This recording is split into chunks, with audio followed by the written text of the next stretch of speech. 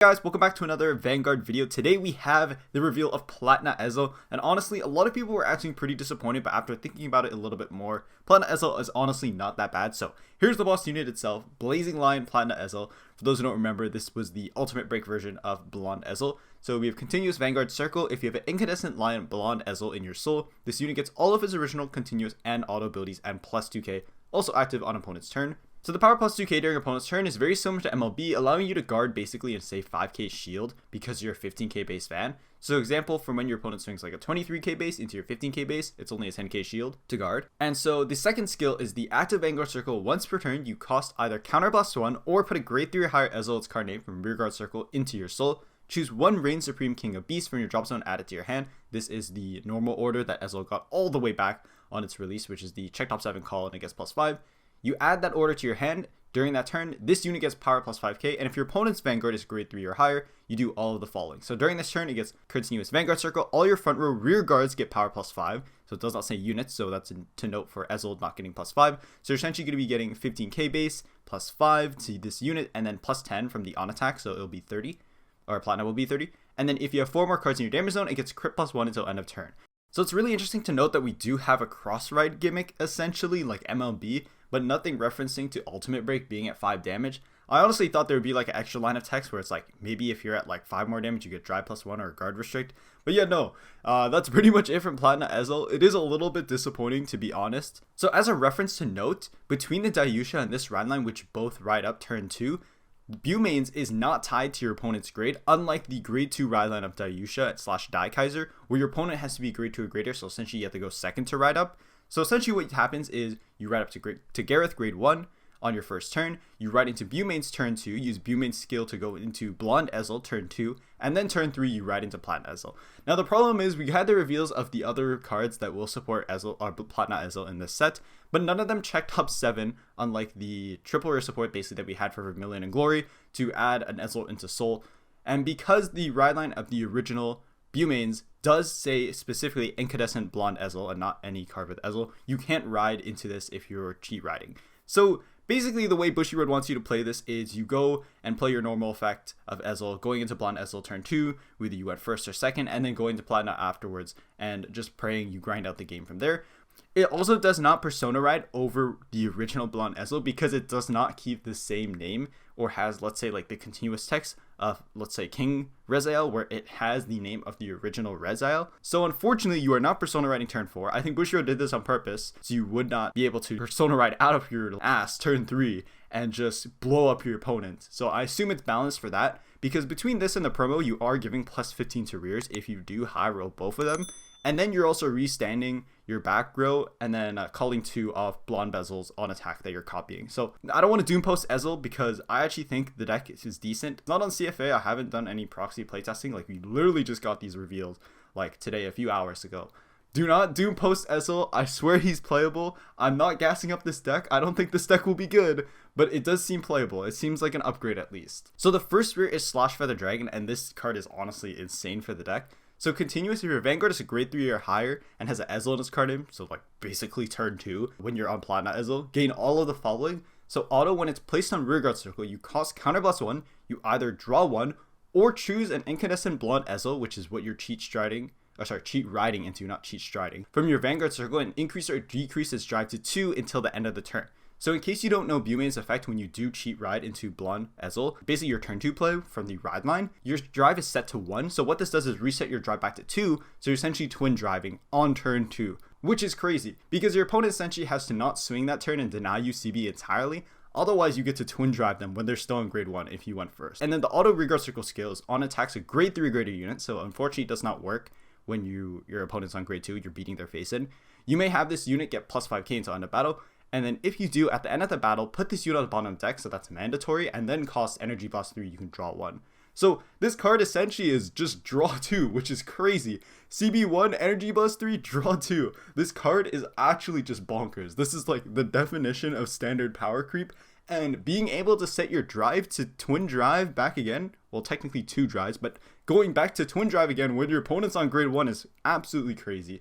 So really the only counterplay to this is to damage deny your opponents. Also, again, the second skill is locked to attacking a grade 3 or greater unit, so again, that won't be active. This is definitely the best reveal, I think, or definitely one of the best reveals in set 9, besides, like, I mean, I'm biased, I really enjoyed Heart Luru and Sibilant, but, like, this card is insane for Ezel. Or now, at best, when your opponent's on grade 3, this card just reads CB1, draw 1, and then Energy Blast 3, draw 1, and it's also bot decking itself and getting +5. So it's a 15k beater. You pump that with Persona Ride, any of the +5 red tech skills that Van has. This thing's reaching like 30 or whatever else bigger on its own, and that's not even counting like the booster from, let's say, like Dindrain or whatever else. So honestly, the best reveal for Ezel. And so the last card is Inflame Lion, which is basically your back row restander. So auto rearguard circle in back row specifically during the battle phase when your unit is placed on rearguard circle in the same column as this unit. If your Vanguard's clan is only one clan, you cost Energy Blast 2 to stand this unit. Auto rearguard circle at the end of your turn. If your Vanguard is a grade 3 or higher with Ezel in this card name and you have placed a unit from your deck on your field this turn, you may put this unit to soul. So this is essentially if you just need more soul for the beginning of ride phase skill for Blond Ezel for the following turn, because again, Platina will gain that twice in case that comes up. You likely will have the soul anyways to just burn Blond Ezel skill twice, assuming you can get 2 Blond Ezels into soul.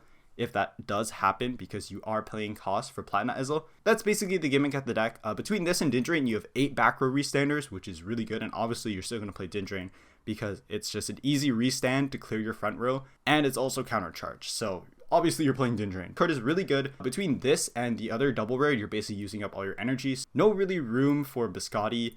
You could probably play one of the Ace unit and see how that feels. It's just that, you know, the Ace unit is more deck thin to find your pieces, while the grade 2 is just draw 1. At worst, you can just CB1 for the draw 1 for the on place for the double rare for the card we just talked about, and then just not play the Energy Blast 3 cost if you after you bot deck it. And then you're definitely playing 4 of this promo, which is a really old promo, but I want to highlight anyways. Knight of Insightful Eyes, Azaltis. And so this red text for the first auto does actually stack. So it has auto on attack. If you have Vanguard with Ezel, you perform one of the following effects. So the first one is what we're talking about here. Choose up to one of your Vanguards, and it gets all of your front row rear guards get +5k, and this does stack with Platina Ezel, and if you have 2 of them, until end of turn. If you chose a card and at the end of the battle, put this unit on the bottom deck, so it just clears itself. You don't really need to use Dindrain or whatever cost to bot deck. And then choose one of your back row rear guards with only gold paladin for its clan, and add it in battle, return it to hand. So it's a bounce, or it's just another red tech skill to Van. And by the way, clearing your front row is important just because for Blond Ezel skill for the on attack that's being copied by Platina, you have to call it to open rear guard circle. You can technically get 3 +5 pumps to your front row rear guards, which is honestly pretty solid, but you're still a 5 attack deck. So the other card I want to talk about is Clygo, because we didn't get a new card that checks top 7 to add like any single clan, or a card with only one clan, I mean, basically, for Keter Sanctuary. So for Clyco here, you have, if your G-Zone has no cards, it gets all the following. From hand, you remove 2 cards from your ride deck if you have a grade 3 greater Vanguard, which you're going to cheat ride into Ezel anyways from your ride deck. And then check top 7, choose a 1 grade 3 greater with a different card name, so you can't add Blond Ezel essentially, depending on which Vanguard you're on. And then you add it to hand. If you did not reveal, you put it back into your hand. And then on Guardian Circle, it has the additional skill to get +5 shield. If your damage zone is 3 or more cards, and then your opponent has a G-Zone, you can bind a grade 3 greater from drop and get plus additional shield. So at worst, it's a 20k shield in your hand if you whiff. But you can add, let's say, Fire Regulus off this. You can add Platina Ezel, because you need to find Platina Ezel for your turn. Are kind of feeling terrible removing 2 cards unless you Soul Blast early to just like poof your ride deck basically into drop and then remove it for Clygo. But I mean, your ride deck you don't really care much about once you're on Blond Ezel, and you have ways to Soul Blast to like Dindrain, let's say to CC1, because you do as much as you can usually for cost in Vanguard. That's like kind of like the principle. So Clygo is honestly a really solid card for the deck. Again, you can add grade 3 orders, so if you're playing more than one of the Ezel order for the check top 7, you can grab that. So Clygo actually provides a good amount of targets, and I think this card will definitely be needed. So if you are planning on playing Platina, definitely try out a few and definitely pick up a few. I don't think it's too expensive right now on TCG Player, but like definitely a good card to keep in mind. You're definitely going to be playing this card for sure, probably, because you don't have a check top 7 is the problem. Like a rear guard that on plays check top 7s like Vermillion and Glory. Throwing in a bunch of really good Keter cards is pretty much the thought at the end of the day. Of course, you have Votrosa and other stuff, but yeah, Keter generics. The last card I want to mention is Platina Stallion, and so this is a DZ set 3 card with support for only cards with only gold paladin in its name, so that's the first count. And then when it's placed on rearguard circle, if you grade 3 or greater Vanguard with only gold paladin, you energy blast 3, like it's top 3, choose up to 1 grade 3 or less with a different name from this unit. I called it open rearguard circle, put the rest on the bottom. If you called the unit, put it on the bottom. At the end of turn, you put it on bottom. So honestly, Also, another solid booster for the deck. I don't know if you have room for this because I haven't actually drafted the list between Dindrain and all your other stuff that you want to fit into this deck. But yeah, your energy is probably going to the new double rare, so you can just get that draw 1 instead. But if you really have to, this can help you build board, but I don't think it should be that big of a problem because you're cheat riding grade 2, you have 1 call off Blond Ezel beginning of ride phase, and then of course you still have the order you can recycle once you ride into Platina, and then etc etc. So making a board isn't really that hard. Like your ideal setup is your 2 restandard boosters, your 2 front rows, and then your Platina or Blonde whatever Vanguard, and then you're basically doing rear, restanding the back row rears, and then swing van, call 2 things. Honestly, really solid stuff. I think the deck will be pretty good. Not insane, so probably playable is where I would put it. Like, you could probably win a locals with it. I've yapped so much for Ezel. I don't know how this recording is 24 minutes. Thank you so much for watching, and I'll see you in another video.